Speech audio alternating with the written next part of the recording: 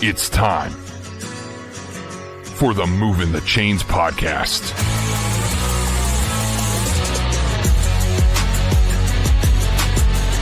Your home for high school football coverage in the Palmetto State.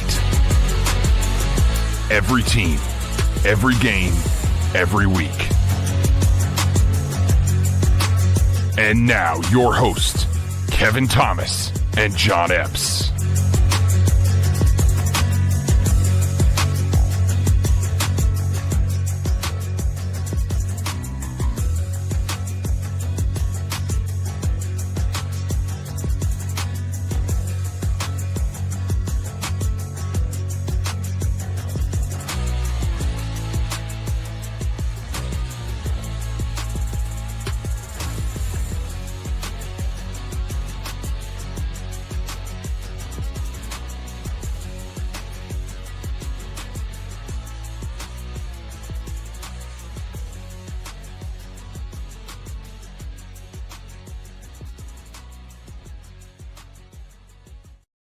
Welcome in to Moving the Chains, brought to you by Founders Federal Credit Union. I'm Kevin Thomas alongside John Epps.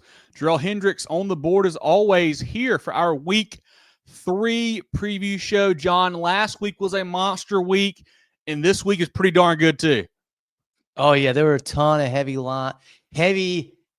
matchups last week. Got some interesting ball games we got this week where, not really sure where to go. A lot of 4A, 5A type games, cross classification. It always throws a variable into it that's tough to predict.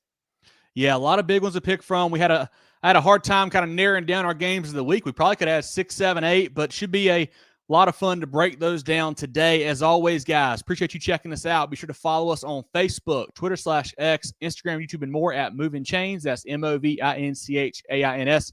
Our website, movingchains.com, our podcast on Apple, Spotify, Google, and more. Our weekly preview show comes out Tuesday nights on 7:15 live on Facebook and YouTube. Be sure to tune into that like you're doing right now to talk some ball with us. We have teams of the week, players of the week, all kinds of great stuff, coach interviews, player interviews to come out throughout the rest of the week, so make sure you tune into that as well. Right now, get your Moving the Chains merch. Support the boys. We've got some great hats right now, Richardson hats, black front, gray front. You see the black one up there. Different colored backs as well. Really high quality stuff. Richardson makes the best hats. We got some here for you, Moving the Chains. We've got some toboggans, a gray toboggan, a black toboggan for those winter months coming up here. Our Moving the Chains stickers. Order them right now, man. It looks great on your car, your laptop, your Yeti cup, your tumbler, whatever. Get you one of those. We've got T-shirts as well. Black T-shirts, gray T-shirts, pink T-shirts, navy blue T-shirts. Whatever you guys need, order yours. You can email info@movingchains.com or DM us on any social media platforms. We got pictures of these up on our social platforms as well. So make sure you order yours today. And then hoodies, kind of this, off-white, heather gray color, along with some a little bit darker gray as well. Make sure you get those now. Support the boys. Love to see you guys rocking our merch at some of these games across the state of South Carolina. John, any other thoughts as we get ready to roll into week 3 here? Like I said, a stacked lineup again here. Yeah, we saw and we'll get to our poll later, but we saw a big shakeup in the media poll. And, I think it's just a little microcosm of football across the state. There's some big-time programs that are usually really good I'm not so sure about this year. Yeah. And that gives way for some other programs, some other teams to step up that maybe not have been in the limelight so much last few years. So that's exciting. Kevron, good joining you, man. Appreciate you being in here with us as always. Go Gray Collegiate and beat Dutch Fork. He says it's going to be a tough task for the War Eagles, but hey, they are got a big win over Marlboro County last week, so they're playing better football. Wolfman says huge games in Aiken County this week. Can't wait for it. Yes, there are. Jackets Nest will be packed. And certainly we'll talk about that here in a minute, Wolfman. That is a big one. Terrence says, good evening, guys. Hampton County in the house. We'll break that one down here in a minute as well. Terrence, big game for the Hurricanes and Coach Hannah here this Friday. Zach says, good evening, boys. Props to Newberry on Friday night. Legit 3A contender. Apologize to Chapman in advance because Clinton boys are pissed and ready to get back in the win column this week at home.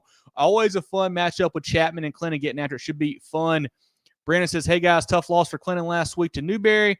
Watch out for Newberry, the real deal. Hope we can rebound this week with win over Chapman. Yeah, Brandon, just like we said about Zach, there should be a fun game this Friday. Bill says, good seeing y'all. Appreciate you, Bill. Thank you for your help with the stats from Greenwood last week. Big win for those boys. Kevin Edie says, Louisville Lions don't sleep on us. We like Louisville. You'll see our poll in a little bit. We are high on those boys. Big win for Wilson, says D. Jacobs. That's right. The Tigers get a Monday night win over Dillon. Last second comeback touchdown. Big win for them. Coach Rob says Heathwood, Hammond, a real good one. Hammond tough to beat. They snuck out, or I guess maybe not snuck, but they beat a good Porter Gal team last week. Should be a fun game there in the SCISA Midlands. Like John mentioned a minute ago, we'll have our Kona games of the week here. We'll have a statewide scoreboard. Then we'll have our pick'em, our polls, first polls of the year, all kinds of great stuff coming for you guys. But John, let's get rolling now with our Kona games of the week. 5 of the biggest games across the state. Let's start in Sumter County. Crestwood 3-0, traveling to take on the 2-1 Sumter Gamecocks. Last year, Sumter a big winner, 35-14 in this matchup. Crestwood demolished Kingstree 50-6 last week, John. Sumter, a big second half, 63-27. They win over the Myrtle Beach Seahawks. John, a fun rivalry game here. 2 teams that, are kind of in that same area there. Love getting after it. Who do you like in this Knights and Gamecocks matchup? I would lean Sumter here. They're at home. They're the 5A team going against a 4A Crestwood school. But this doesn't seem to be the same Sumter team that we're used to. They scored 63, and that's great. The defense, I don't know if it's there. I don't know if the defense is that 27 points gave me a little bit of pause. Normally we're used to seeing Sumter winning games over teams like White Knoll 28-6, and they're losing. I'm concerned about the Gamecock defense. That scares me, especially with this Crestwood group. They're very athletic, and they have proven they can really put up some points on the board.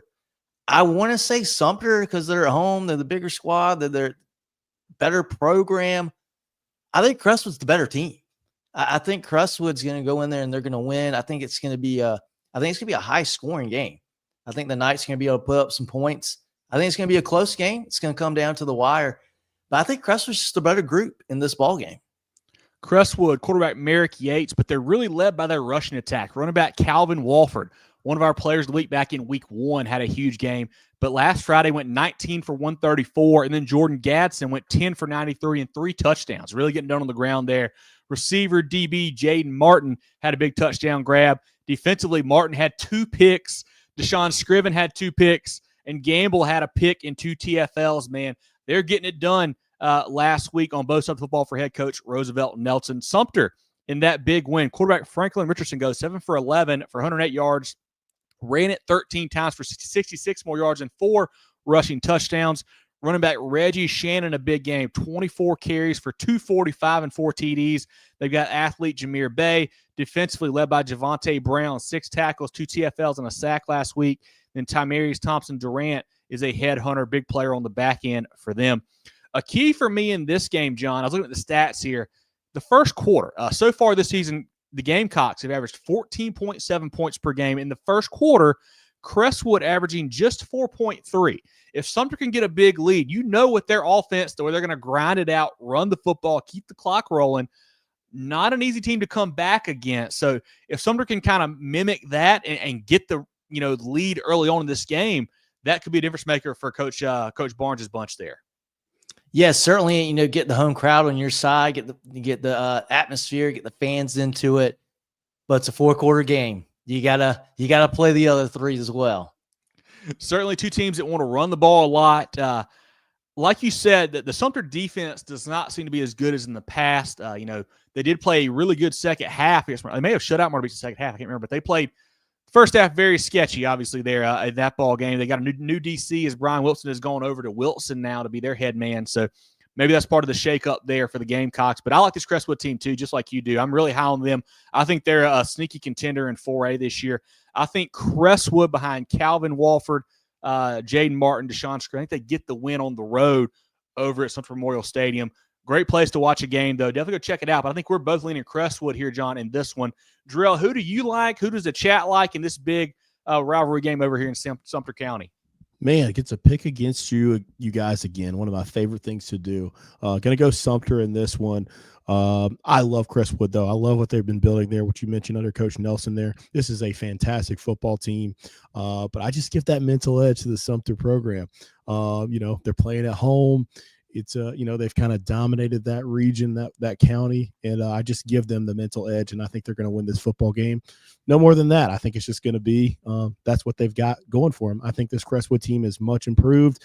It is a really solid program. Really love the players that they have, but I'm going with the Gamecocks here. And then we'll just jump into some of the comments, guys. Yeah, and I think, Sumter had won a ton of games in a row until I believe 2 years ago with Javon Martin. Crestwood winning and won a football game against Sumter. Obviously, Sumter got a win last year to get back on the right track, but they've obviously, kind of owned that rivalry just because they're the bigger school. But Crestwood, I think, has a real good shot this year. But yeah, Charles says Woodruff's a true powerhouse. Woodruff is playing good football, and they were down 22-0 last week, rolled off 50 in a row against Emerald. Woodruff playing good football right now. Charles, great point there. John says, good evening, guys. How about the Greenwood Eagles? Thriller against Dorman. It was a last-second touchdown pass, 2-point conversion to tie, and they win it in OT. Huge game from Jay Duncan and Tristan Lewis and Trey Crawford and those guys. The Eagles are the real deal. Some real good playmakers there for Coach Liner. Bulldog Brooks has Big ST in the building. We'll get to that one here in a minute, Bulldog. That's a huge game down there in Aiken County. Brian says Central Pageland in the house. Appreciate you, Brian. Central Pageland playing good football. Big win over Lamar last Friday night. Caden says Jerel Braves probably the toughest non-regional schedule in 2A. Took Marlboro County down to the wire and beat 5A Conway next week. Did all this without their starting running back. Yeah, they're playing great football. Got a big game against Darlington this week, but I think Jerel is poised for a deep 2A run.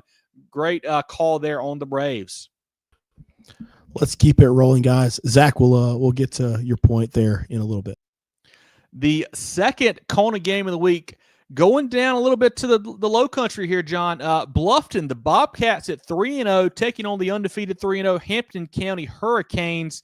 Bluffton, a big win over Savannah Country Day, 33-20 last week. Quarterback Aiden McCarthy, a Super 75 guy for us, 18 for 28, 459, 4 touchdowns, John. Running back Aiden Howell. Receivers, Cornell Warren, a UNC commit, Super 75 guy, went 6 catches for 173, 2 touchdowns. Amari Patterson, 3 for 161 and 2 more touchdowns. Defensively, Malcolm Gordon, 11 tackles, 3 TFLs. Velasquez, 9 tackles, a TFL. Jacoby Saunders, 9 tackles, 2 TFLs. And the defensive lineman, Chris Dole, 7 tackles and 2 TFLs up front. Hampton County, a nice win over Silver Bluff, 32-21. Quarterback Terrell Grant, 9 for 12, 159, 2 touchdowns. Running back Jalen Singletary, 25 totes for 131, 3 touchdowns. Receivers Mathis and Saab both had a touchdown. Defensively, Blake, Polite, Singletary, and Mathis. Singletary and Mathis both had picks in that contest. The Bobcats, John, they're out for revenge. Hampton County won this game 50-36 last year. Do you like Bluffton? Who stays undefeated in this matchup here? I tell you, I really like this Bluffton team. I think they got a good chance to run the table. This is a really talented group, some high-level talent. Hampton County is really, really good. Yeah. But the talent at Bluffton, there's only a handful of teams, I think, in the state can match their talent. This is a really good Bobcat team. If people don't have them on their radar, they're going to be on their radar pretty soon. I think Hampton County is going to be competitive in this game, but I think at the fourth quarter, Bluffton's going to pull away. If the athletes do what the athletes are expected to do, I see Bluffton pulling away in this game late. I think it's kind of a testament of who can impose their will on the other team. Like Hampton County wants to run the football with Singletary. That's what they want to do for Coach Hanna there. Bluffton, they obviously want to air it out. I mean, they got the speed, the weapons outside with Warren and Patterson, and McCarthy can spin it, man. He can really, really throw the football well. It's one of those things where if you're Bluffton, I think you may have got snuck up on a little bit last year by Hampton County. You probably didn't see that coming, the way that game went there. I think they're better this year. I think they're ready this year. I like that team a lot, John. A program that's kind of been building, it feels like, to this point. They got the new head coach, Hayden Gregory, a couple of years ago, coming over from Georgia, has really built these guys into what I think, like you said, is probably a contender to make some noise in the lower state in 4A. I like Bluffton a lot. I like Hampton County a lot. I just think Bluffton, a few too many athletes on the outside here. I think they can line it up a little bit more than Hampton County can. It's really who can make a stop? I think Bluffton probably makes the first stop. I think they win this football game. I like Chris Doyle up front on that D-line for the Bobcats. Jerel, comments from you or the chat on this Bluffton, Hampton County. Also, shout out, I forgot, well, we got a Bluffton hat here, guys. I kind of forget we had that up here. We got that Bobcats hat up top. But yeah, it should be a fun game. Yeah, apologies in advance to Terrence, man. Terrence has been a long-time supporter of ours, but yeah, I'm going to make it a clean sweep. I'm going with this Bluffton team as well. Like you mentioned, I think it's going to be a situation where last year they kind of got snuck up on, maybe underestimated one of the better programs in Hampton County, regardless of classification, and I don't think they're going to make that same mistake twice. So I like the athletes at Bluffton a little bit more, and it is contrasting styles. It seems like, you're going to air it out for Bluffton, and you want that ground pound game Coach Hannah's implemented there at Hampton County, and we always know those guys are big up front too. Don't let it fool you. They're a lower classification, but they get it done in the trenches as well. So should be a fun ball game to watch, but I'm going to make it a clean sweep and probably be stupid and go with Bluffton.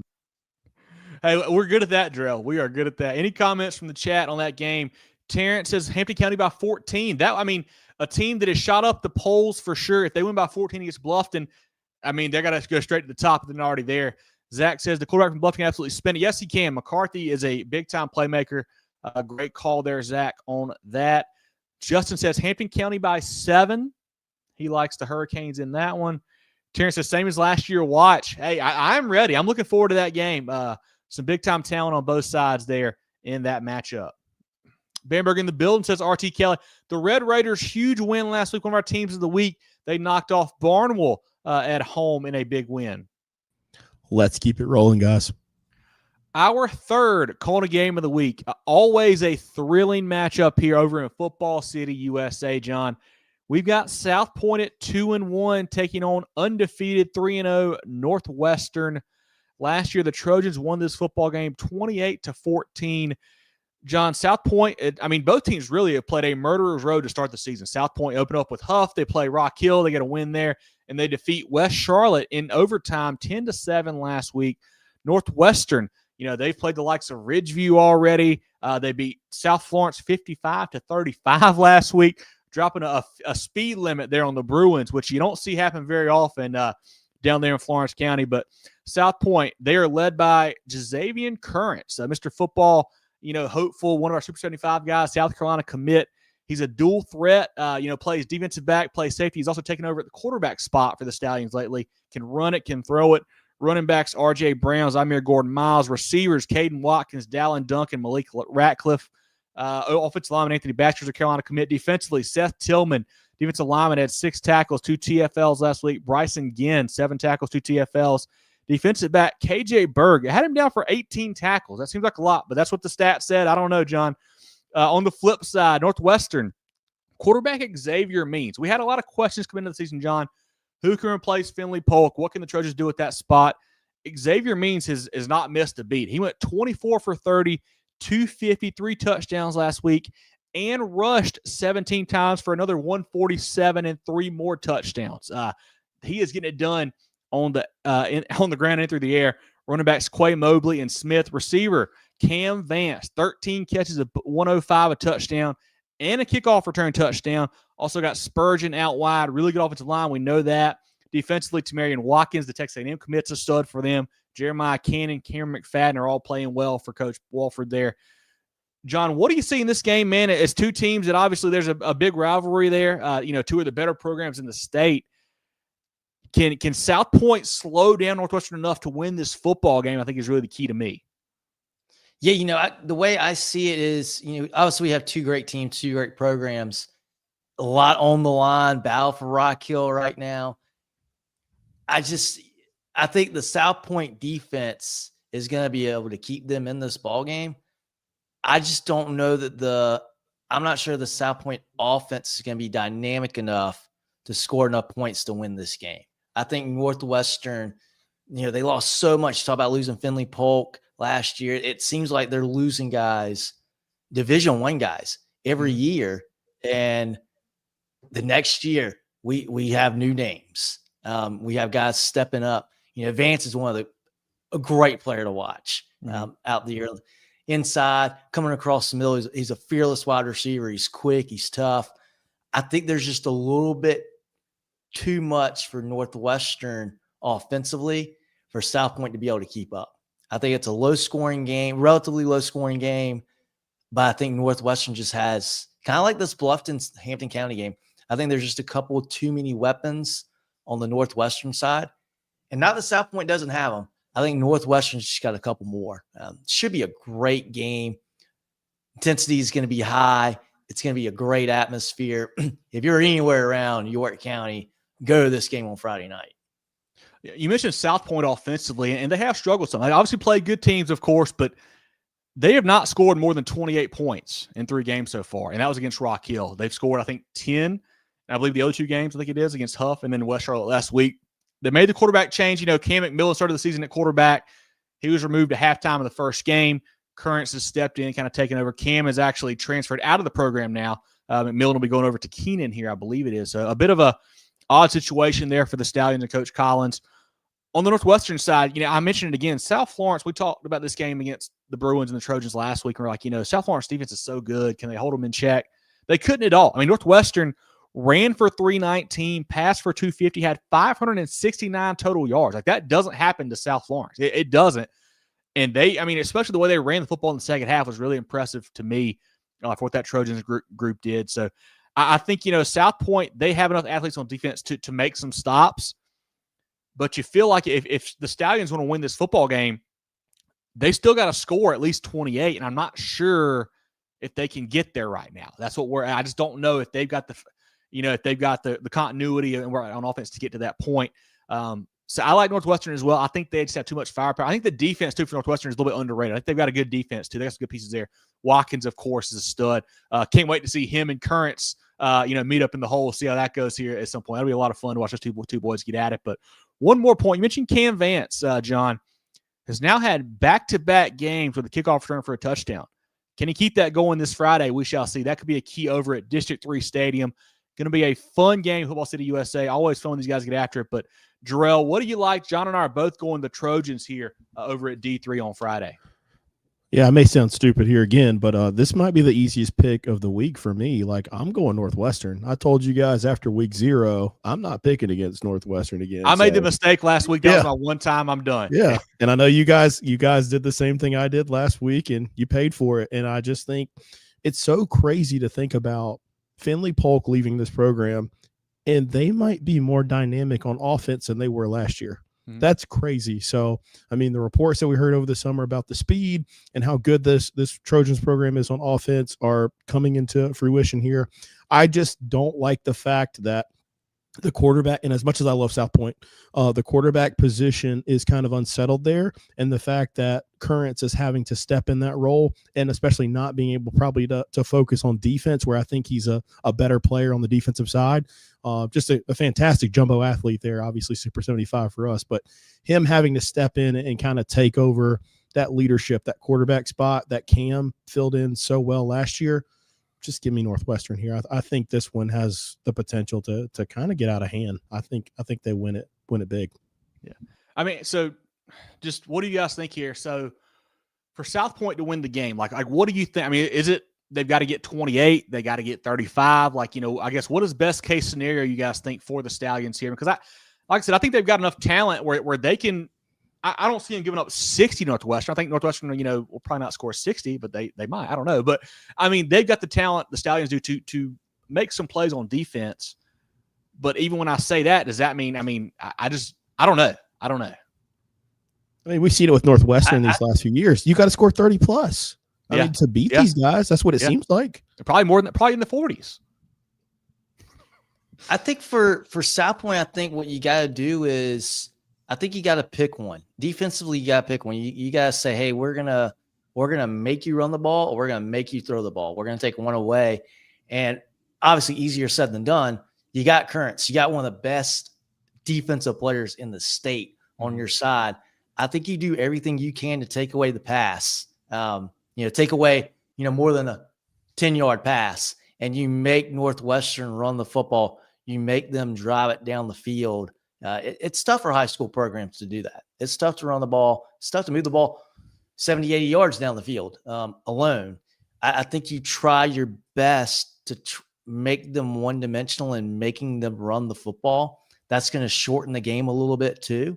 So if you can get a big play on special teams, a big play on defense, and you keep it close enough, there's your chance to win the ball game. Where I'm worried is South Pointe keeps up with them, but then we come back here, you and Jerel come on Sunday and you talk about, the Cam Vance punt return. And then, they broke another long pass and they win by 14 or they win by 17. Well, there's your difference. I think that's the key for the Stallions. You got to take one of the options away on offense if you can. That's another enormous question mark, right? No doubt about it. Jerel, comments from the chat on this Football City USA rivalry. Brandon says tough one. He'll take South Pointe in a close one. Okay, Brandon. Justin says South Pointe 28-17. Wow. A couple Stallions picks already. South Pointe too deep in the skilled area. Okay. Boy, Northwestern is very deep. Zach says Northwestern big in that one. Najee says won't score 55 this week. Only thing is South Pointe can they score enough? Yeah, that's the question. I think like we said, Najee, if you hold them to 35, can you get to 35 through the Stallions? And I don't know right now. Been struggling offensively against some good teams. Great point, Najee. Northwestern, yep, great point there. Brandon says South Pointe lost to Huff by 4. Huff's a great team, number 2 in North Carolina. That's true. Wow. That's true. But there's a decent chance Northwestern might be number 1 in South Carolina in the power rankings. So yeah, maybe one in the Carolinas. What's that? Maybe one in the Carolinas. Yeah. Chris, good seeing you, buddy. Appreciate you joining us as always, my man. Hi from Wilson, says Allie. Thank you for joining us. That's all we have on this game. So we'll go to the next one. I think we got some people in here that are really looking forward to the next game. And Chris, hey, it's not my fault. Your Panthers kind of laid an egg this week. I just picked the games. I don't play them. The fourth Kona game of the week, a pretty big one here, John. The Strom Thurmond Rebels at 2-0, traveling to the Jackets Nest, taking on the 3-0 North Augusta squad. Strom Thurmond coming off a bye. John, North Augusta, a big win, 51-21 over South Aiken. The Rebels, led by quarterback Bryshawn Lee, got a lot of folks who can carry the football right now. They got Mathis and Wigfall and Phillips and Rouse. Receiver DB Caleb Simpkins, a Super 75 guy for us. Receiver Shaheed Williams has played great so far this season as well. Defensively, Bryson Coleman, Braylon Searles, and Simpkins are doing a great job for Coach Webb. On that side of the football, North Augusta, 2 quarterbacks, which is a little bit of a worry for me. Quarterback Colin Tillman started last week, and they brought in A.J. Hillary the second half. Sounds like they want to continue to play both, which is, always a little bit of a scary situation there. But you got a running back like Michael Doe, Super 75 guy for us, makes it a lot easier. He had 3 touchdowns last week, John, for the season, 58 rushes, 537, 7 TDs so far through 3 games. Jaden Hatcher is a good backup. Malcolm Gaston, offensive lineman, just committed to Liberty last week for them. Receiver Isaiah Smith, defensively led by Davion McKinnis and Simeon Jones up front, playing really good on the defensive line. And then Dante Bell at the linebacker spot is a big-time player for Coach Bush's bunch as well. John, last year this was a tight football game. North Augusta won 14-7 over at the Peach Fields. Do you see a similar outcome this year? What do you think about the Rebels and the Yellow Jackets on Friday? I think we might see more points this time around, but I think we're going to see a similar outcome. I think we're going to see a close game with North Augusta coming out on top. I've got 3 reasons why I think North Augusta wins this game. Number 1, we're talking about a 4A program going against a 2A program. North Augusta's got a little bit more depth on them. 2, we're going to the Jackets Nest. And number 3, I like that North Augusta's played 3 games. Strom Thurmond's only played 2. I think you can debate whether North Augusta's really played a tough competition yet. They haven't had a close game yet. But I like the fact that we're early in the year still. We're still getting comfortable, still building chemistry. I like that they've got that extra game under their belt, too. I like North Augusta in a close one. Yeah, and I read some of Coach Bush's comments last week. They a little bit sloppy, he said, but when you win a game by 30 points, it's nice to win by 30 and still be sloppy. I mean, that's a pretty good win there for the Yellow Jackets. I will say the 2 quarterback situation kind of worries me a little bit for the Yellow Jackets. And this feels like maybe a game where one guy kind of takes the reins. Maybe it's Hillary, maybe it's Tillman. I don't know. Maybe one of them says, hey, this is my job. I'm going to be the guy. We'll see how that shakes out. But On the Strom Thurmond side, you mentioned it, only 2 games, have not played a close game yet, haven't really played a big-time opponent yet. They're outscoring their opposition 105-6 so far through 2 games, so have not really been tested. I think North Augusta, obviously they want to run the ball at Wooddoe. That's what they want to do. They're going to need, I think, a little bit of help from the quarterback, either Hillary or Tillman. Somebody's got to make a couple plays on the outside, a couple plays on the edge there to give Doe some more space. Obviously, he's a stud running back, but you need somebody on the edge to kind of make it where Strom Thurmond can't just stack the box, because they want to do that. Going to be a fun matchup. Like you said, I think we're seeing more points than last year, 14-7. I don't think we're going to see that again. I think we'll see more points, a little more high scoring in this one. But I think at home, I think the Yellow Jackets too much firepower. I think, like I said, a little too much size up front, especially the defensive line. I love McKinnis and I love Jones. I think that side of the ball has played well. Last week, blocked a punt, forced a safety. They're playing good on defense. I think the Yellow Jackets defense leads them to a win in this one, but I think it should be a fun football game. Jerel, who do you like in this one? 2 teams that get the chatter going for sure down there in Aiken County. Going to be a fun one between the Yellow Jackets and the Rebels. Well, here's the thing, man. I hope it's fun. We went to this game last year, and I think the highlight was that bologna sandwich that I ate. So hopefully we can get some more points going on there. It was a little bit of a drag last year, right? For sure. But no, I know the crowd's going to be in it. Like you said, Jackets Nest, this is always a good little rivalry type game down there. And I know it'll be electric environment. I like North Augusta in this one. It just feels like kind of their year to make a real run at it. Not to say that Thurmond's not going to, but I really like this North Augusta team this year. I think they lean on Michael Doe and really get it done, not just in this game, but throughout the season. Really like this Thurmond team. Obviously, we all do, as we'll show you guys in our poll a little bit later. Yeah. But I just like North Augusta a little bit more in this one. I just hope it's a more entertaining game, some more points scored, and a lot more fun for the fans who are in attendance. Yeah, and if you're going, make sure you get there early. They still got kind of a parking situation going on there. We're doing some construction, so make sure you get there early to get a good parking spot, get in the game. Plenty of time in advance. Marie says Rebels. What else we got there? Najee says, love that North Augusta helmet. Yeah, appreciate Coach Bush and the boys there for getting that over to us. It looks great in the background. Bulldog says Rebels as well. Game we won in the trenches, says Zach. Najee says North Augusta big. He likes in that one. Travis says Rebels as well. Wolfman, North Augusta defense playing elite ball. Offense almost there, but the 2 quarters feels like it's messed up the pace of offense. Yeah, I think so too. I think the defense is playing that good. On the offensive side, you got to figure out a quarterback. And I know you want to give both guys a fair shot and figure it out. But, if you're Coach Bush, you hope that somebody takes the reins. It makes it where you have to pick them. And this might be the game where that happens, but we shall see. Brandon says he loves Strom Thurmond because classmate Andrew Webb is the head coach there, but takes North Augusta in this one.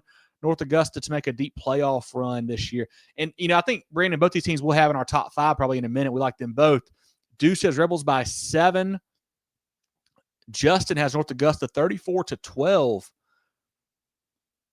Bulldog says if you can't pass against Strom Thurmond, you're in trouble. 28-17 Strom Thurmond he is predicting there. And could be a key there. Strom Thurmond won't be deep enough, says Justin. Walter says we smacking Thurmond on Friday, says Walter. Denolf, he's taking Coach Bush's boys there to win that one. Dion says 24-21 Strom Thurmond. Wolfman, North Augusta for state. Long way to go to get there, but certainly have some talent. Chris says, who got Gatlin versus Dubai this week? Chris, which quarterback's playing? We need to know that first off. Then we'll figure it out. The Indians need a week to reset there. But like Bulldog said, Jerel and John, I think the passing game for North Augusta has to find something. We know what Doe can do, and we know that he's going to, put up numbers. But you got to help him out a little bit. Somebody's got to make a play on the edge. You got to hit a receiver for a big game, whatever it is. You need Hillary or Tillman there to step up and make some plays outside. But I think North Augusta has a talent to do that. Should be a fun one. For sure. Yeah, and that's all I got on this game, guys. So if you want to keep going, we'll keep going. Our 5th Kona game of the week, our SCISA game of the week here. Colleton Prep at 3-1, taking on the 3-0 Calhoun Academy squad. Last year, Calhoun a big winner, 55-28 in this one, John. Last week, Colleton Prep 44-8 over Andrew Jackson. Quarterback Cale Owens, a touchdown rush and a touchdown pass. Running back Tanner Wolf ran for 3 scores. Calhoun 40-21 over Thomas Sumter. Colt Layton ran for a touchdown. Cale Parler ran for 3 touchdowns. And defensively, Parler, Taylor, and Dayton Birkland got it done for the Saints. I like Calhoun. I think Calhoun's a really a deep team cut out for a deep 2A playoff run. I like Colleton Prep as well in 1A. They had a big win over Thomas Hayward a couple weeks back. That was really impressive to me there. But I think Calhoun Academy, a little bit bigger, a little more depth. I like them to make a big win on Friday and make a deep run to the playoffs here in 2A. Oh, John, we lost your volume there, John. Jerel, do you hear John? We're back. We're back. Two good offenses here. Mm-hmm. I like Calhoun's offense a little bit more, and they're at home, and they have a little more depth. I'm going Calhoun in this one. Jerel, who do you like in this one? Colleton Prep out of Walterboro against Calhoun out of St. Matthews. Just as Colleton Prep in a close one, 21-14. Yeah, Calhoun, I'm going to stick with you guys as well. You're the experts here. So, yeah, I'm going to go with that, make it a clean sweep. I think they get it done. Hopefully it is a close one. I hope we have a good game here. Yeah, Colleton Prep, great mascot, the Warhawks. That's a great team name there. So should be a fun game. But once again, our 5 Kona games of the week, we've got Crestwood at Sumter, Bluffton at Hampton County, South Pointe at Northwestern, Strom Thurmond at North Augusta, and Colleton Prep at Calhoun Academy for our SCISA game of the week. As always, folks, if you tuned in late, if you missed one of those games, you can go back to the beginning of the show. Once we finish here, it'll be on Facebook and YouTube. Go check those out. But, Jerel, let's shout out some friends of the program, and we'll come back and start going through the rest of the statewide slate. Everyday life means everyday expenses. Spend smarter with a Founders Federal Credit Union credit card, offering you low rates and big rewards where it matters most. Enjoy all the benefits of saving while using your Founders Essential MasterCard. Make every swipe and tap count with smart rates, big rewards on select cards, and no balance transfer or annual fees. Because your money should go where you want it to. That's the power of Founders Federal Credit Union. Apply today at foundersfcu.com. Relax. You're with Founders. With 3 convenient locations in Spartanburg, Duncan, and Greenville, Carolina Orthopaedic and Neurosurgical Associates, Kona offers the most advanced training and experience in orthopedic surgery, neurosurgery, sports medicine, and pain management in the upstate. Go to kona.care to learn more.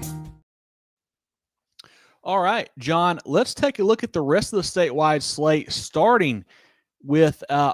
I think we actually got a couple of Thursday games as well, I believe, do we not? We do. We've got 2 Thursday night matchups.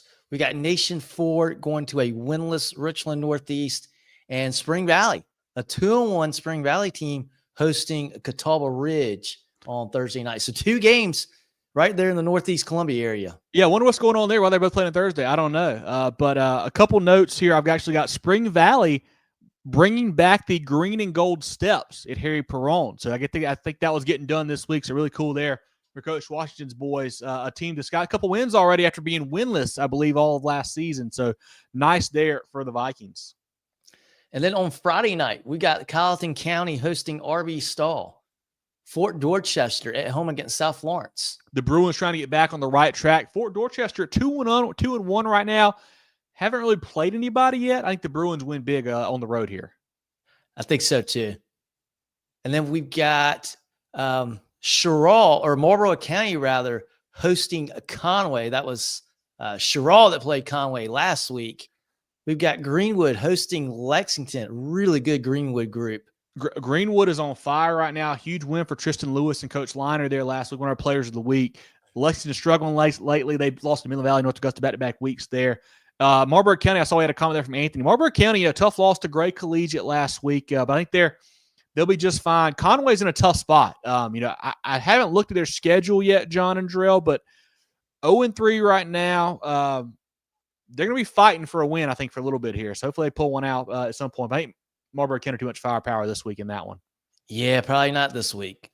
We've got maybe the best 0-2 team in the state, Hartsville hosting Rock Hill. I think they're going to have a hard time this Friday as well. They could start 0-3, but they're still a good team. Don't sleep on those guys. Blythewood will be hosting Keenan. Woodmont at home against Woodruff. We talked about this game a little bit. Dutch Fork traveling to Gray. 2 really, really good programs there. Gray Collegiate got their first win last week, beat Marlboro County. Dutch Fork kind of survived, actually had to have a comeback win against Ridgeview there. Have not played their best yet. I'm sure Coach Knotts would say that as well. Offense did play well. Stone Furry, Jackson Knotts. I think they lost to running back Cole Martin's out for the year. I saw that, I believe, going into last week's game. But Dutch Fork, I'm sure they'll get it right. I feel good about that, but not playing their best here so far. Yeah, well, and I tell you what, on the other side, I think Ridgeview is really, really good as well. Mhm. That's a Ridgeview team. They play. I got to watch a lot of this game on Friday. They've got a very good defense. They are sound tackling wise, and they're very good in the secondary too. That's a good group, and they got a pretty. I believe it was their backup quarterback playing Friday. He's a pretty good player too. He played really smart. They're a good team. That's what I wanted to say. I wanted to say about Ridgeview, man. Doing this without Trey Howard is spectacular. Trey started since he was a freshman. Obviously, he's not going to be able to finish the season with a foot injury, but I have never been more impressed with the team losing, close games as much as I have with Ridgeview this season. Moving on, we've got Fort Mill, a 3-0 Fort Mill team hosting Lancaster. So it's, kind of peek behind the curtain here. I texted you guys this weekend. I was like, is Fort Mill good? Like are they they're 3-0. Like, they beat a solid Blythewood team. Like, I don't know what to make of them, but I mean, when's the last time Fort Mill was 3-0? It's been a long, long time. But hats off to Coach McNeely and that group, man. They are doing some good things right now. Gray Patterson, a linebacker, a UNC Charlotte commits, playing well for them. Fort Mill, the Yellow Jackets, hats off to them. We'll have Westwood hosting Airport. Carolina Forest at 2-0 travels to W.C. Hawkins to take on Irmo. Almost a game of the week here. Two undefeated squads. Carolina Forest defeated Hartsville and then New Hanover. Irmo, big win over Butler last week. They are playing great football. Jaden Bryant had a huge game defensively for them. Two defensive touchdowns last week, John. A fumble recovery and a pick six there. Dre Dobson is playing great on offense. They've got a lot of weapons. Malik Miller. Coach Brand's bunch is playing good football. I think we'll find out a lot more about Carolina Forest here this Friday. I agree with that. Loris at home against North Myrtle Beach. Wren travels to TL Hanna. A fun rivalry here. Wren, kind of a surprising loss. Gave up a lead against Powdersville last week. TL Hanna got back on the right side with the win over West Side. I need Wren to play well in this one. Like, I'm high on this Wren team, and I was surprised by the way their defense played second half last week. Interesting to see how they bounce back against the Yellow Jackets. I don't know if they get the win Friday, but I think Wren, don't write them off yet. Mm-hmm. Camden, they'll travel to Ridgeview, a Ridgeview team. I said Hartsville at 0-2 might be the best 0-2 team in the state. Ridgeview, and I think Oceanside might be 1-2 as well. Those are really good teams that are 1-2. Be interesting to see how this game shakes out. I expect Ridgeview to win. It'll be interesting to see how close Camden keeps this game, though. Another game that I thought we'd consider for game of the week. Like, even though they're 1-2, like, Ridgeview's that good. Camden playing great football. They got a win over White Knoll already. Lugolf Elgin, they've got some big wins. Rip is playing great. Drakeford's playing great. Boykin's playing great. On the Ridgeview side, like you mentioned, John, quarterback Trey Howard out for the year now. The backup has stepped in, played really good for them. Got a lot of weapons outside, Sanders and Best and those guys. And, Ridgeview, we've said in this show, and obviously last week as well, when they had played Northwestern tight, like they have a good football team. Like, Coach Howard's bunch is playing good football, but at some point you got to win a game. You got to win one of these games. And I think this is that week. If you're Ridgeview and you want to be considered one of the best in 5A, you got to win this football game. I think the Blazers have a good shot to do so. Down the low country, Wanda will be hosting St. James. Clover at home against York. Quick note there. This is the 112th meeting between Clover and York this Friday. So that'll be a lot of fun there as those two get together. Did not know that. West Ashley on the road against Berkeley. Got to see Berkeley in person on Friday. Quarterback Henry Rivers did not play against Somerville. I'm not sure if he'll be back or not. Berkeley, really it's with the way the state is set up, John, the non-region matchups don't really matter. So you don't want to, if he's banged up, don't risk it. So Coach Lodge's bunch will be just fine. They had some good pieces on defense and offense. I like what I saw. Even in the loss, I think Berkeley wins this game, but still may not be quite at full strength. I saw a go Blue Eagles there from Armani. Clover's playing good football right now, so hats off to them. Big comeback last week. Wilson Tigers with a big win last night against Dillon. They host West Florence on Friday. We talked about this, one of our Cooner games of the week. Northwestern hosting South Pointe. River Bluff at home against Gilbert.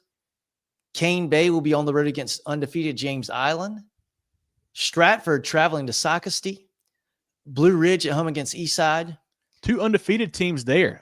Coach Wilcox's bunch is playing well for the Eagles there, and then Blue Ridge is getting it done as well right now, offensively especially. So it should be a fun game over there in Greenville County. Lucy Beckham heads to Hanahan.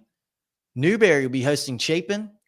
I mean, Newberry may be one of the most impressive teams we've seen this year, John. Like, they are putting up huge offensive numbers every week. Kenton Caldwell is having a fantastic start. Has had multiple 5 or 6 touchdown games already.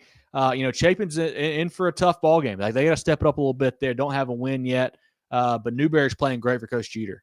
Yeah, I was really impressed with their game against Clinton. I was not expecting that outcome. We've got 2 teams that are 2-1, surprisingly, here at start of the season. Lugoff Elgin traveling to Aiken.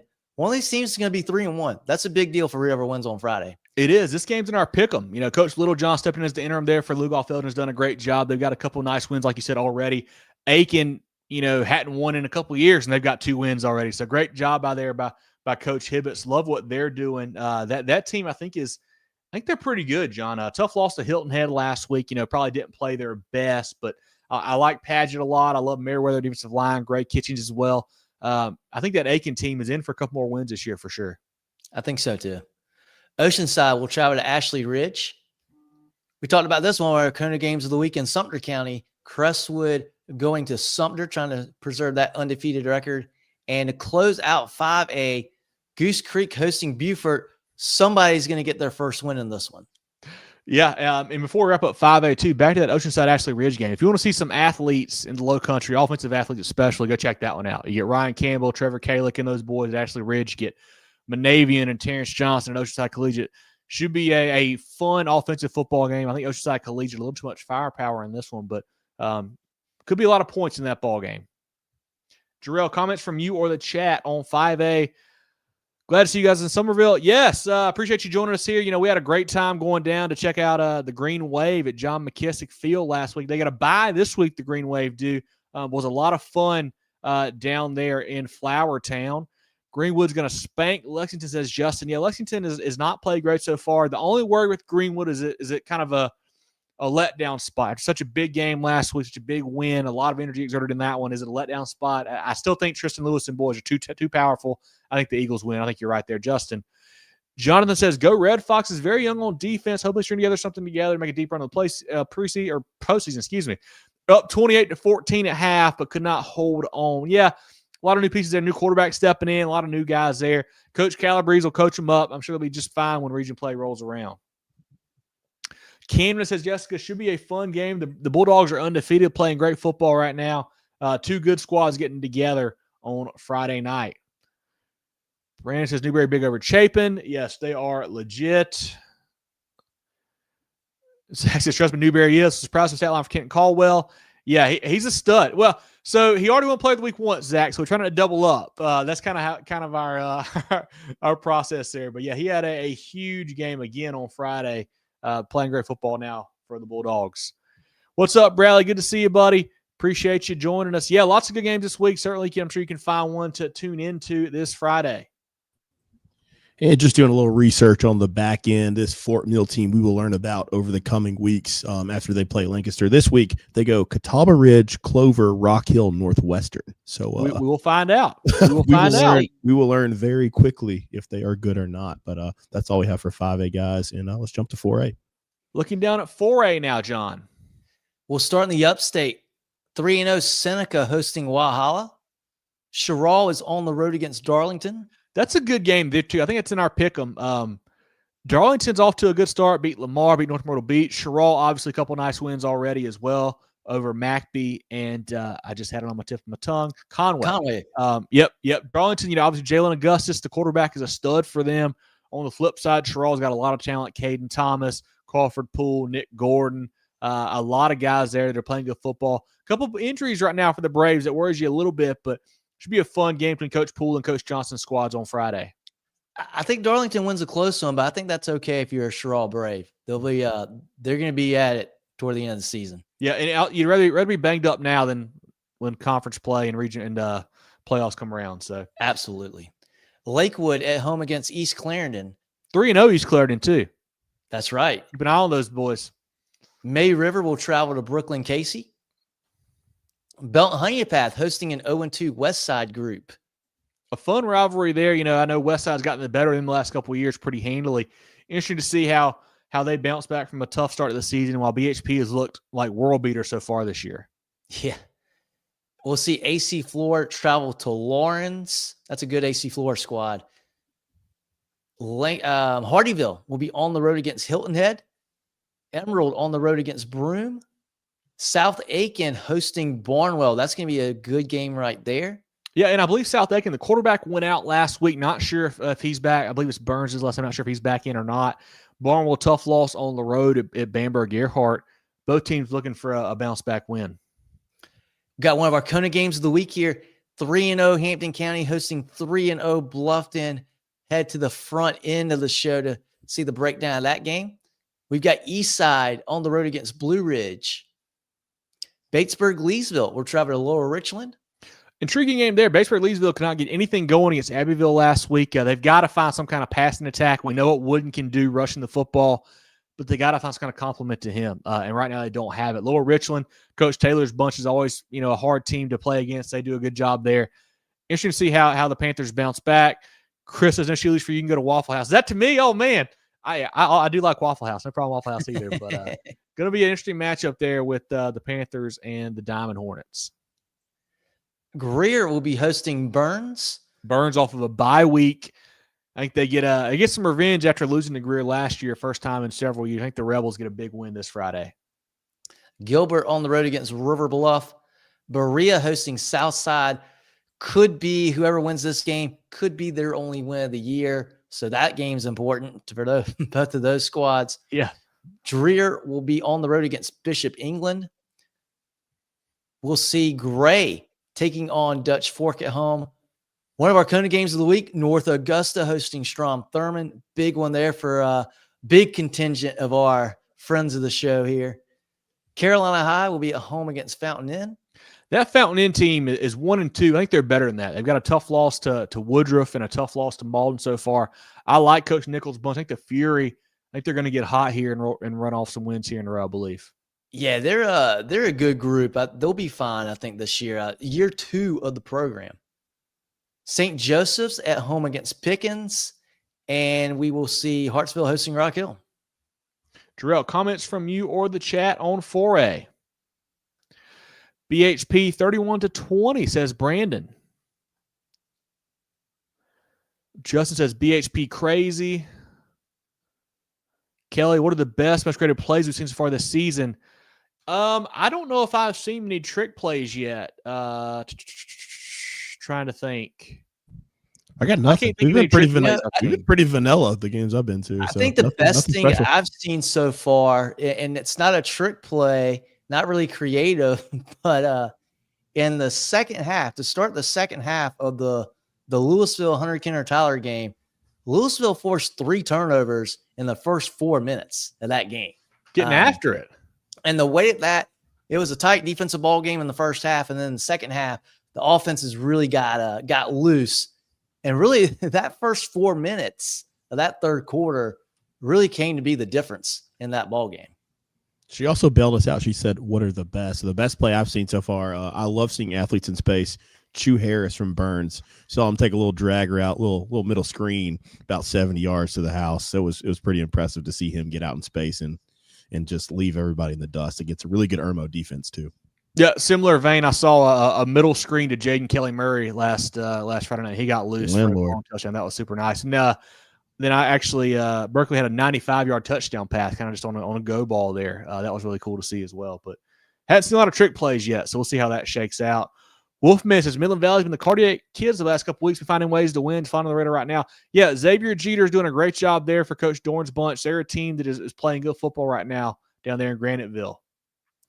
What are our thoughts on Gray Dutch Fork, says Chris. Gray is an interesting team to me. I was surprised why they played down at James Island. Didn't really see that coming. Nice win on the road at Marlboro County last week. I like Waller a lot. I like Williamson a lot in the backfield for them.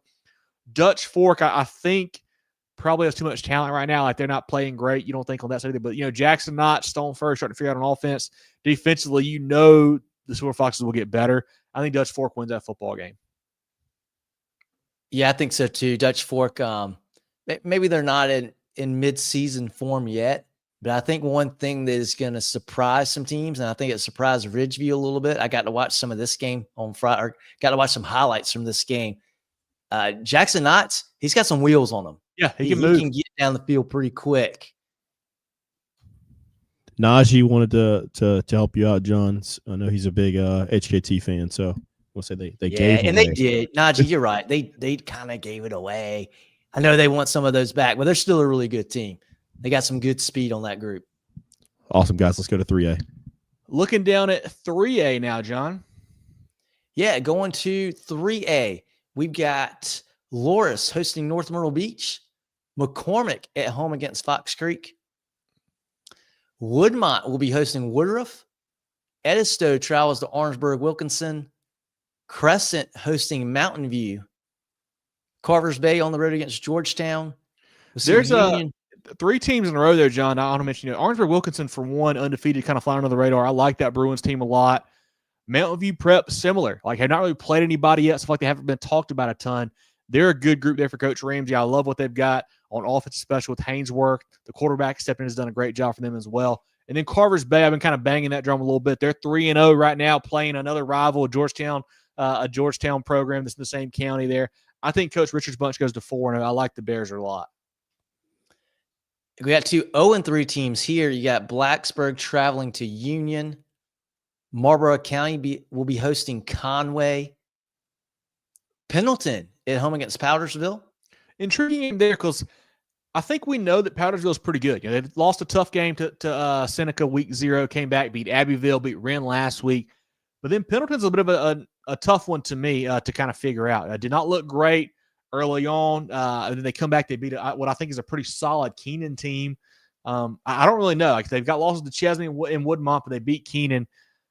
I think Powdersville wins this game handily, but I guess we'll really find out more on Friday. Yeah, I agree. I expect Powdersville to win this game. I think we'll learn more about Pendleton as the season goes. I'm same as you. I'm just not sure what to think about the Bulldogs yet. Waccamaw will travel to Johnsonville. Ainer is at home against Greasy Floyd's. Swansea at home against Pelion. 2 undefeated squads there, which probably people would not have expected going into the season. Coach Helms and Coach Fox had their guys playing good football. I think Swansea a little too much right now. I think Pelion's still kind of a growing program. I think the Tigers there for Coach Fox get a win. I think maybe 4-0, I believe. I like that Swansea program. Mm-hmm. North Charleston hosting St. John's. Clinton will be hosting Chapman. This will be a get-right game Friday night for the Red Devils. Chapman is a team that I was banging the drum for them early on in the year. I was like, hey, I think they're much improved. Have not shown it yet. Hopefully they figure it out. I like what Coach Cab does there a bunch, but have not played good football yet. The Panthers have, but Clinton, it's tough to judge them too because they just played so many good teams. Like, they played a bigger school in Woodruff and a bigger school in Newberry. So Red Devils playing good. I think they'll be fine here. Brandon says Clinton will rebound and beat Chapman. So we'll see how that one goes on Friday. Silver Bluff hosting Blackville Hilda. West Oak at home against Franklin County out of Georgia. We see Dillon try to get off the mat. They'll travel to Marion, and that will round out. Oh, wait, we got a few more. Blythewood hosting Keenan. Broome at home against Emerald. Battery Creek hosting Bethune-Bowman. Somebody will get their first win in that game. And Liberty at home against Palmetto. Any comments from you or the chat on 3A, John? Or Jerel, sorry. Now, the biggest thing for me is I'm intrigued by that Clinton-Chapman matchup. Chapman just has not been very good this year, but Clinton, they've struggled, and that's a team. I know they've played higher classification games, but these are games that we expect them to be contenders in. They kind of lost by 2 scores plus, so I'm interested to see how they bounce back this week and see if they can get right and get back on track before they get into region play. But that's all we have. We'll go thank some friends of the program next. Let's do it.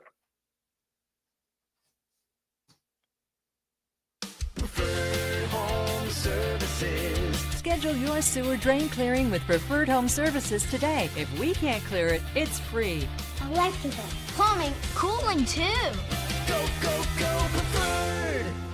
Looking for top-notch sports gear and uniforms? Look no further than First Team Sports. With 30 years of serving the Carolinas, First Team Sports is your local full-service dealer. From youth teams to colleges, we've got you covered with team uniforms, staff apparel, Letterman jackets, sports equipment, and facility branding. Visit our local store in Greenville or firstteamsc.com. Make First Team your first choice. Founders Federal Credit Union means banking made for you. The on the go, the pick up and go, and the oh, I want to go. Because at Founders, we give you the financial tools that make every dollar work for you. For the little things to the big things. For your future and your peace of mind. We'll always stay grounded in our roots, but reaching beyond what you'd expect is where we'll always go. Find out what our members already know and enjoy a new way to bank. Relax, you're with Founders. Let's look down at the 2A ranks now, John. Yeah, starting in 2A, American Leadership will be hosting Ridge Spring Minetta. Lamar at home against Lake City. Surprising 0-3 Lake City squad to me. I think they're better than that, but I also think Lamar's better than 1-2 as well. They just play some tough competition, but I think there's some good athletes on the field in that ball game. Yeah, I think that Lamar team is really good. Philip Simmons at home against Military Magnet. Eau Claire will travel to Williston Elko. Williston Elko looking for their first win. I hope Allie's in here still. Hopefully they can get it soon, but Blue Devils off to a tough start. Yeah, they got a chance. I'm not sure how good Eau Claire is. I know they're 2-1. They got a chance, and they're at home. That's a decent ride for those boys from Columbia. Whale Branch travels to Woodland. Lakewood at home against East Clarendon. Mullins at home against Latta. I think it's a sneaky good game there. Mullins, kind of the darlings last year, had a nice season there. Started off, tough loss to Lakeview already this season, but I think they're still a good football team. Latta playing really good right now, 3-0 for Coach Eisman. I think the Vikings are the real deal in 1A. I think they win this game on the road against the Auks. I think so too. Baptist Hill traveling to Academic Magnet. Abbeville will be hosting 96. Abbeville, a great bounce back win last week. Come off the tough loss to Powdersville, they come back and they beat a good Bakersford Leesville team. Coach Nichols, we know that group is always going to be there. 96, I think, doesn't have enough to keep up with them this way. I think the Panthers win big. I think so. I think 96 is maybe a better team than they've been last couple of years. They're going the right direction. Yeah. Buford will be home against McBee. Chapman, as we talked about, on the road against Clinton. Fairfield Central hosting Louisville. Two really good teams here. Obviously Fairfield Central in the higher classification, Louisville coming out of 1A. That'll be a fun game there.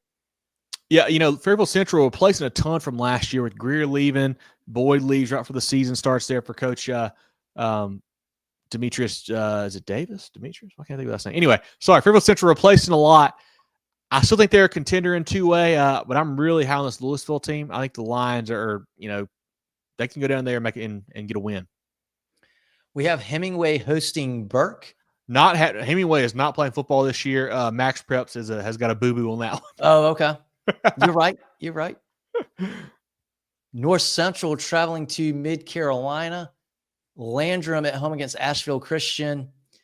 Andrew Jackson at home against Andrews. Manning will travel to Ridgeland. Chesterfield at home against C.A. Johnson. Central Pageland at home against West Stanley out of North Carolina. That Central team has looked really good so far. A couple nice wins, beat Lamar last week. Coach Easton's bunch put up some big numbers. I like what they're doing down there.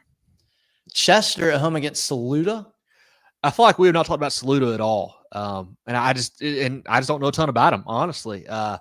Always a contender, it feels like, in 2A, but, new coach this year. I was a little bit worried. They lost some pieces. I know they've still got, I think Braden Williams at running back is still there for them, for Coach Warner, but just don't know. Chester obviously has played a tough schedule. They play Lancaster. They play, I think Catawba originally, I believe they played, and I can't remember who the third one was, another bigger show, maybe Fort Mill. Anyway, so they played a bunch of big boys as well. So record not great right now for Coach Floyd's bunch. I think they'll be there at the end. Chesney will be at home against RS Central from across the border in North Carolina. Timberland at home against Kingstree. Timberland knocked off Big Cross. I know that's a 1A school, but still a big win for Timberland. I think they're the real deal. I think they've got some talent for sure behind Desmond Green, obviously the O-line commit for Florida, but I think the Wolves are a good squad this year. Very good group. Columbia at home against Great Falls. And we'll see South Aiken hosting Barnwell. Any comments from you or the chat on 2A, Jerel? I keep wrong layout. No, the biggest thing the comment that we had here, obviously Allie was asking about it, but I want to tell Kelly, man, you got to plug in. I've been scrolling my Twitter feed and I see everybody across the state of South Carolina getting offers from big time programs week in and week out. So I think we're finally getting the light that we deserve here in South Carolina. So scouts are all over the place looking at our guys. A little bit different than it used to be. They can watch a lot of that stuff digitally, but I think we're finally on the map. Yeah. I mean, just more scouts at games. Yeah, I mean, just this week we had Caden Ramsey commit to South Carolina. I think that was 2 days ago. We had Malcolm Gaston commit to Liberty last week. So some big time, some players getting looked at for sure. It's awesome to see those duos from all those players from Somerville, the skill guys, they're getting big time offers. Running back there, Javen Williams and Jaden Kelly Murray getting Florida State offers and stuff like that. So I didn't want to say it. Friday night, Jaden Kelly Murray interview with Movin The Chains. Saturday offer from Florida State. I don't know how that shakes out, but that's just people watch. It's interesting, isn't it? And, I think we'd be remiss if we don't touch on Braylon Staley.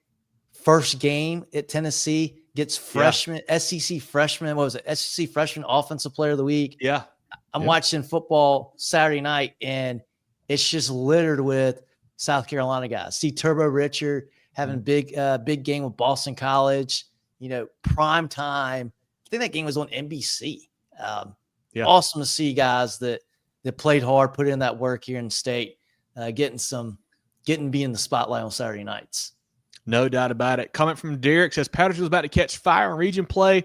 Receiver 11 and tight end 13 are big and fast. Underclassmen making a name. That offense is tough, Derek. I like what they're doing. I love the trigger man, Keegan Reed there. I love Tavius Williams. They got a lot of talent for Coach Muster, and then Coach Nimmer on defense is going to get it figured out. They haven't played their best on defense yet, but I'm sure they'll get it tightened up as region play rolls around for the Patriots. Take it back. Telling y'all take your picks back. LL Hampton County is great. Hampton County is a good team. Like you'll see here in a minute in our poll, Terrence. We like that squad. Just think Bluffton is a really good squad this year. John says Union and Blacksburg. Any thoughts?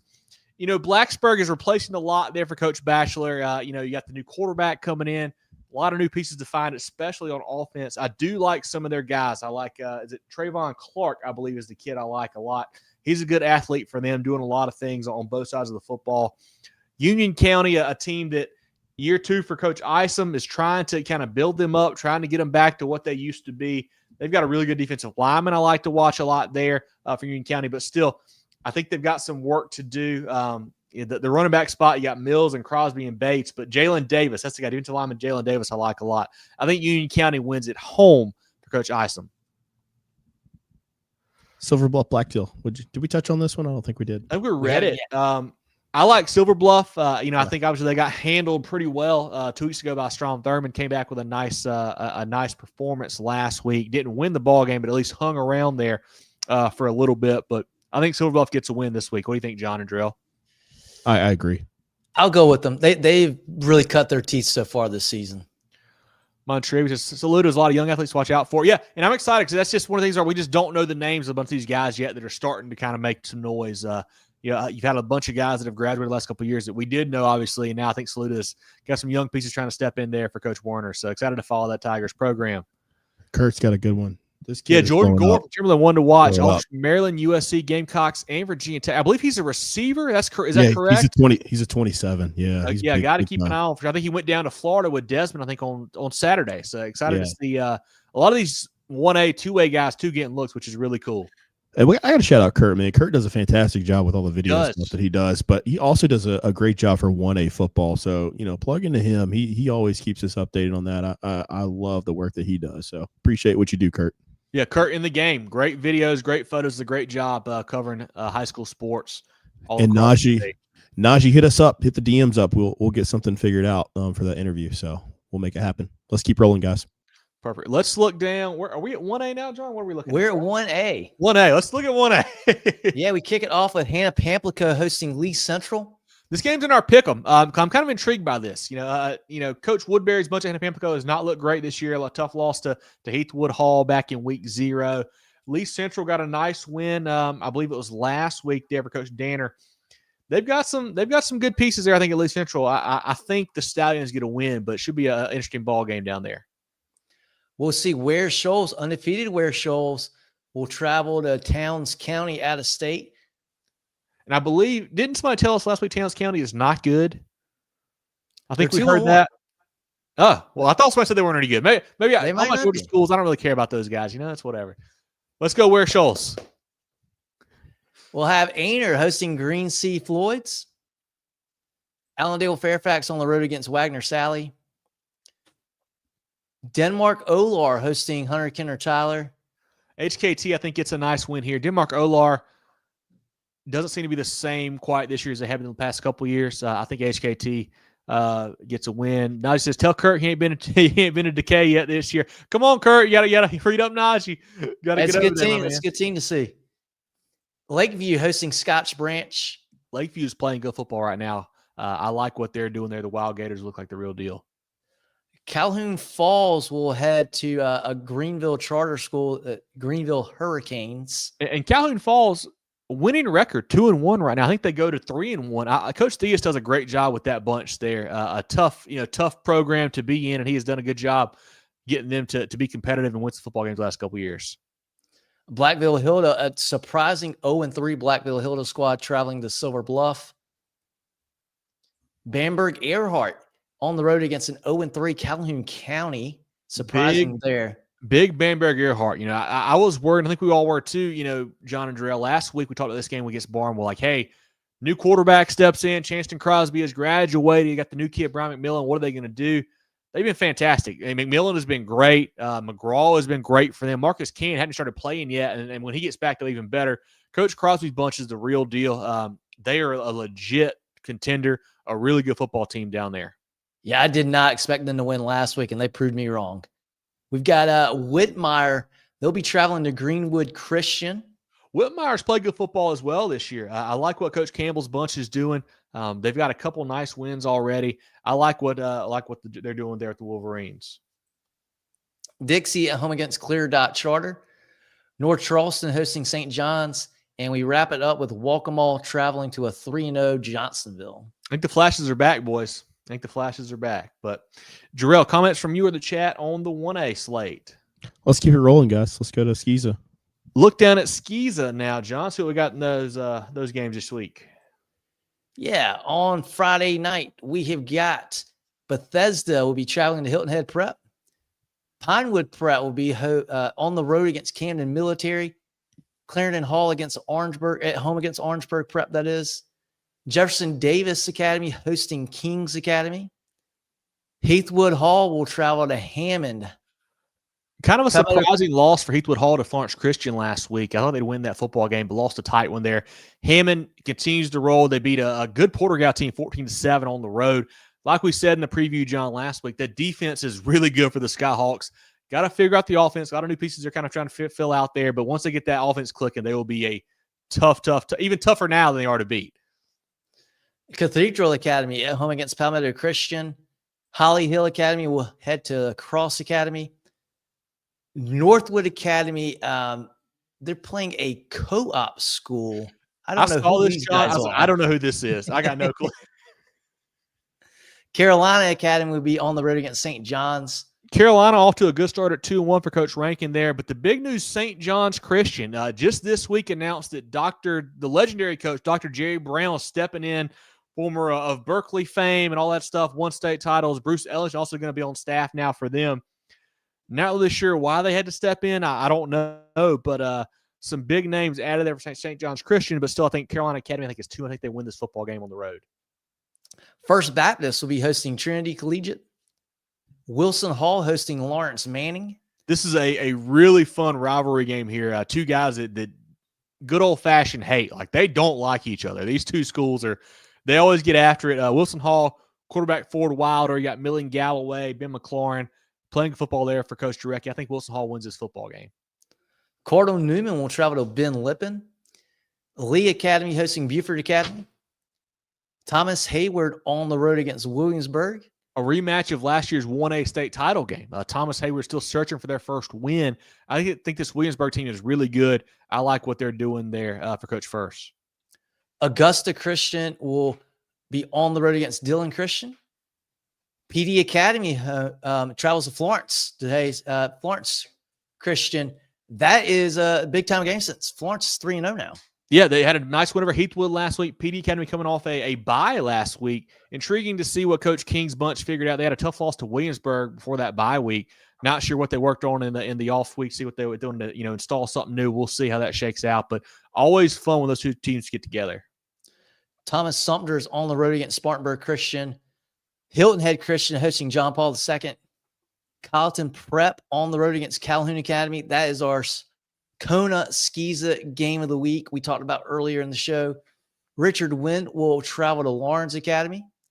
Andrew Jackson Academy at home against Northside Christian.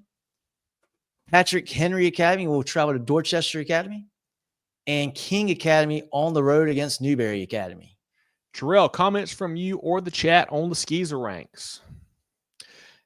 JD says A-Town Panthers got redemption on Batesburg Leesville. They did, and that game was, fairly close at the end scoreline, but I feel like Abbeville kind of dominated that football game. They played great over there at the pit in a tough environment too on Friday. Trying to say something popped up, but we don't have any comments at the moment, guys. So, well, perfect. Well, Jerel, let's shout out some friends of the program. We'll come back with our pick'em results, our first polls of the season as well, and a couple other pieces here on the program. Everyday life means everyday expenses. Spend smarter with a Founders Federal Credit Union credit card, offering you low rates and big rewards where it matters most. Enjoy all the benefits of saving while using your Founders Essential MasterCard. Make every swipe and tap count with smart rates, big rewards on select cards, and no balance transfer or annual fees. Because your money should go where you want it to. That's the power of Founders Federal Credit Union. Apply today at foundersfcu.com. Relax. You're with Founders. The George Agency has been serving the insurance needs of South Carolina for over 40 years. They're a full-line insurance agency concentrated in employee benefits and health insurance with an office in Mullins and Murrells Inlet, but they can help you all across the state. They have clients in Greer, Rock Hill, Columbia, and more, so wherever you are, they can help. Give Bradley, Wayne, Richard, and the crew a call or check them out online at thegeorgeagency.net. That's thegeorgeagency.net. Our Pick'em contest is always brought to you by our friends at Hannah Engineering. We do 11 games a week. A lot of fun to do that. We'll have our we'll start dropping a game here in a couple weeks, John, as well. But before we put these scores up here, Jerel, John, Jerel, myself. Are we sure we want to put this up? I think we got to go hands up. Bad showing from the boys last week. Home team struggled. Embarrassing. Okay, I guess we'll do it. I need a brown bag. Sucked last week. Hand up, we sucked. But hats off to Rodney D, a Big 10 spot. Tons of nines. Andrew, BJ, Brett, Chris, Cody, Darian, David, Luke, Ryan, Travis, and Derek. And then myself with 6, John with 5, Jerel with 6. We were struggle butts last week, boys. Terrible. Not a great showing from us, man. But a lot of fun. Hats off to Rodney and all everybody else who had a great week. Like I mentioned, do this every week, guys. It's a lot of fun to see and keep up with guys across the state. Our overall leader so far, Andrew at 26, Jesse at 25, Rodney, David, Corey, Cal, Robin, Ryan at 24, and a bunch of 23s as well. I've got 22, John 20, and Jerel at 21. A lot of football still left to be played, so make sure you do this. Even if you missed the first couple weeks, still do it. We got a couple pop-up prizes we may have here throughout the week for some weekly winners, so certainly be sure you join that. That's on our social media pages. You can check it out, Facebook, Twitter, wherever you want to get it. But as always, our pick-em brought to you by Hannah Engineering. And now, for the first time this season, guys, our polls powered by First Team Sports Center. Jerel will have the graphic drop tomorrow on social media, but if you want to, let's go ahead and read through our polls. Do you want to start with the 1A or the 5A ranks? I got 5A pulled up, so we'll go 5A D1. Let's walk through our 5A polls here. Okay, we got a couple ties here, so bear with us here. And I hate not having a visual. Blame me for that one. But number 1, surprise, surprise, Dutch Fork. All 3 first place votes there. Number 2, we got Somerville. So we're trending towards that rematch there. Tied for 3rd. Some low country flavor here. We got James Island and Stratford.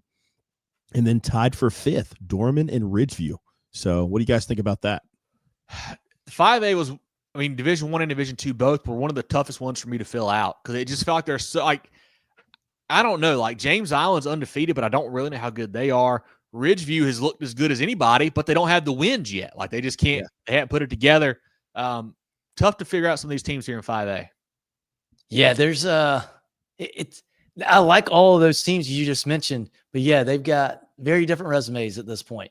Yeah, for sure. And then Ridgeview, that's a thing. Like it's kind of like it shows the mix. It's like between results, potential, like a power rankings and a poll at the same time. So that's why we included them. Dorman, another team, man. They've been fantastic this year. Lost a tight one to Greenwood. I think they're much improved for Coach Morris there. I mean that week 0 win over Greenville is looking better and better for the Cavs every week. And they demolished that Greenville team that has now won back-to-back big games. Let's look down at 5A Division 2 now, Jerel.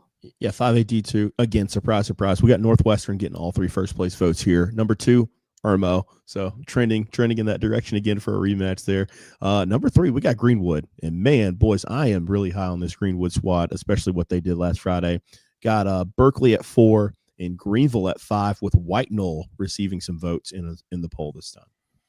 Another tough one. I mean, I think that the top 2 spots felt really good for me. I was like, all right, lock these 2 in. And after that, it was a little bit suspect. Greenwood, what do I do here? And it's tough for me to judge Berkeley. Like I said, I saw them last Friday without the quarterback. And they still, I thought they played well. Like they've got some good pieces around him. But your quarterback, it's hard to get a good feel for a team. But we'll see, obviously, once he gets healthy, how good the Stags are. But I think that 1 and 2 spot, we're pretty set with Northwestern and Irmo. Yeah, I wish we had 1 5A because I think there are 2, maybe 3 teams in Division 2 that are really, really good. And then that's a big step to everybody else. Greenville was a surprise for me that was included in this one. I mean, week 0, they didn't look very hot, but they have really put it together the last 2 weeks. So the Red Raiders are playing good football. Guys, let's jump down to 4A. This one's split here, first place votes. Number 1, though, we got South Florence, even though they took one on the chin this past Friday. We got South Pointe at the 2 spot getting a first place vote. North Augusta at 3, Camden at 4, Crestwood at 5, and in the receiving votes category, we got Daniel and AC Flora. A lot of options there in 4A, it felt like. Since it feels like there's not a team that's undefeated that I think is the best. Like you had to put either South Point or South Florence one of those had to be one, even though they both got a loss right now. So it's kind of a tough toss up there between those two. But the back half is where I struggled there. Like I think I had Daniel on my poll. I was like, do I look at Camden or do I look at like a Midland Valley? Where do I look for that 5 spot? I wasn't really sure, but it should be fun in 4A. For sure. Let's jump down to 3A. In this one, and we go against the media poll here, and that's why I like that we do this. We got Oceanside number 1, regardless of record. I think they're the best team still in 3A. They played that Irmo team within a touchdown. People are going to forget that. Had a real chance to win that game. I mean, exactly. Real shot. So throw the record out the window. This Oceanside bunch, when they schedule non-region, it's competitive. Go ahead, John. Yeah, I was going to say, I believe that Irmo game is the only in-state game that they've played, or in-state opponent. Yeah, it is so far. Yeah. So far. Number 2, we have a tie here with some uppers. Well, I guess not due to the way the playoffs shake out. But we got BHP and Newberry tied for second, MVP at 4. And we also have a tie for 5th with Loris and Woodruff, also including Powdersville receiving votes. Guys, with this one, all these teams that we just mentioned there, that just shows how competitive 3A has been so far. And I think we talked about it in our season-long preview show where it's similar to last year where it feels like there are a lot of solid teams in 3A. I mean, we only do 5 deep in our poll. This is one where I would have felt confident probably going 7, 8, even maybe 9, 10 deep if I had to. I think there's that many solid teams that I could have been okay ranking. And I think Upper State is going to be really, really competitive. The Upper State playoff bracket is going to be really exciting to watch. And I'll say guys, go ahead. No. I was going to say, for me, though, as competitive as these teams are, I think there's a big gap still between Oceanside and the rest of the field until I'm proven otherwise. Agreed. All right, let's jump to 2A, guys. Got a surprising here coming into preseason, the rankings. We've got Thurmond at number 1 with 2 first-place votes. Got Hampton County at number 2, also receiving a first-place vote. Cheraw is 3rd. Central Pageland tied for 4th with Fairfield Central. Batesburg, Leesville, and Clinton receiving votes. And what's crazy is that Strom Thurmond team that we have won wasn't even in the media preseason poll. They've only played 2 games, and we got them at 1. So, I mean, I like what we're doing over here, guys. I'm just going to tell you, I like what we're doing here. I think 2A 2A, the tough thing there is what do you do with Clinton? That's the tough one because like they've played 3 bigger schools. Obviously, they beat Lawrence, but they had tough losses to Woodruff and Newberry, and it's hard to get a good read on how good they are compared to similar schools right now. But I think that's the one that we don't know about. And the same thing, Batesburg-Leesville, like they're a bit of a misnomer right now for me too. A little surprised by how that game shook out last Friday. Zach, they'll get back there. And that's what Zach, and that's a hard thing about Clinton. Like we know they're a good program. We know they're good. The issue with Clinton that I have is last week, they got beat bad. Like that was not competitive. And I thought, that they would, as they have historically, be competitive in those ball games. And unfortunately they weren't. So that's why I personally left them out of my top 5 in favor of some of these other teams, but we know they're good. We'll be talking about them all year. If you guys want to, we'll jump down to 1A back up there. Abbeville, 3 first-place votes. Just an impressive showing this past week against Batesburg-Leesville. Number 2, we got Bamberg-Earhart. Another great performance by them as well. Tied for 3rd is Cross in Lakeview. We got Louisville at 5 and Johnsonville receiving votes in our poll. Yeah, and 1A was maybe the one that I felt the best about. I was like, I think there's probably 5 maybe 6 teams that can make a case to be in the top 5. And I was like, all right, I can work with that. So I felt good about 1A. Obviously, the order can be mixed around, but like we all kind of saw there, like we all had similar teams in 1A. Yeah, certainly so. Yeah, I think so. It's very, very similar, especially with the ties that we have right in the middle with Cross and Lakeview there. Louisville, Johnsonville, the Villes battling for that 5th spot. But I think right now, just Abbeville, clear cut. They just reestablished their dominance with that performance they had Friday night. Yeah, so once again, our polls powered by First Team Sports Center. You'll see these go live tomorrow. They'll be on our social media pages. We'll post them on Facebook, X, and Instagram. Be sure to check those out. I want to shout out our teams of the week from Preferred Home Services. We had Greenville, the Red Raiders, Powdersville, Greenwood, and Bamberg-Earhart. Great performances from all those guys last week. Our players of the week insured by the Georgia Agency. We had Tristan Lewis at Greenwood, Hunter O'Neill from Keenan, and Jaden Bryant from Irmo. All kinds of stat-stuffing performances, record-breaking performances out of those guys. Great week from all 3 of those guys. Shout out to our sponsors, Preferred Home Services, Georgia Agency, and Hannah Engineering, and First Team Sports, too, for everything they've brought to us here lately. Any final thoughts, John Jerel, before we kind of wrap up here the program? Let's look at some comments real quick before we pop get comments in here. there. Sorry. Brandon says Clinton plays Daniel next week. Yeah, the non-region does not get any easier, does it, Brandon? Not gonna be fun for the Red Devils. Terrence says, telling y'all Hampton County High. We had him at number 2 in our poll, I think, Jerel and John. Yeah, number 2 receiving high. That's what I wanted Terrence. I'm glad he hung on till the end of the show. I know we picked against him, against Bluffton this week, but we wanted him to know that we got them, up top in our poll. We think very highly of that Hampton County team. Brian says Central Pageland is legit. They are. They've got some nice wins for sure. I'm really looking forward to that Central Pageland Sherall game here in region play. It's going to be a lot of fun down the line. Brandon likes Cross in Lower State 1A. I'm partial to Bamberg-Earhart right now, but Cross could certainly be one of the contenders. He thinks 2A is wide open. No clear favorites, says Brandon. I agree there, too. A lot of teams that I think are really good that will compete to make a deep run to Orangeburg.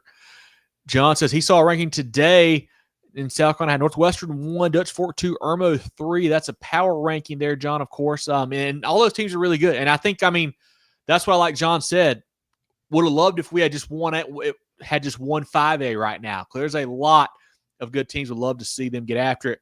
Courtney says Big Bears tonight. BHP has looked as good as anybody so far, Courtney. They're playing great football. Courtney must have lost a bet if he's got that Dolphins logo on his Facebook profile picture because they stunk yesterday. Or on Sunday.